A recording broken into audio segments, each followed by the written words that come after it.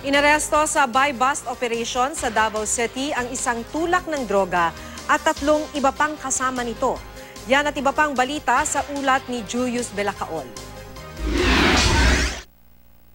Namatay ang isang lalaki sa barangay Lumbia sa Pagadian City matapos pagbabarili ng 2 di pa nakikilalang salaring nakamotorsiklo.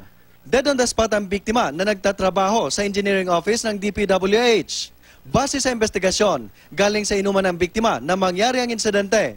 Sakay rin daw ng motor ang biktima nang sabayan siya ng mga salarin at pinagbabaril. Nakatakas sa mga salarin. Inaalam ngayon ang kanilang pagkakakilanlan at ang motibo sa krimen. Kalaboso sa buy-bust operation sa Davao City, sina Carlito Cardinio, Ian Mendoza, John Mark Bisnar, Lino Armentano at isang 21 anyos na babae. Target yun na to sa buy-bust, maulan ni si Carlito, si Dudong Pikot. Then, sa dihang gi-execute na ang buy-bust, nakatunog man si Dudong mga pulis di ay. Dagan siya karon dito sa yahang balay. Nakumpiska sa mga sospek ang 2,000 pisong halaga ng shabu at drug paraphernalia. Tumangging magbigay ng pahayag ang mga sospek. Nadiskubre ang isang granada sa loob ng isang lumang bahay sa Haro District, Iloilo City.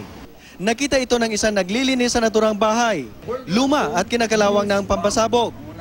Pero ayon sa pulisya, pwede pa itong sumabog. Napag-alamang isang uri ito ng granadang ginamit noong ikalawang digmaang pandaigdig. Pinaniniwala ang kasama ito sa koleksyon ng may-ari ng bahay. Hinahanap ngayon ang may-ari. Inaresto sa Oriental Mindoro ang isang most wanted person ng Romblon. Nahaharap siya sa kasong acts of lasciviousness at 2 counts ng rape matapos niyang gahasain ang dalagitang anak ng kanyang kinakasama. Matapos ang 2 taong pagtatago, nahuli ng mga pulis ang suspect. Nakapiit siya ngayon sa Provincial District Jail. Julius Belacaol, Nagbabalita, Pilipinas.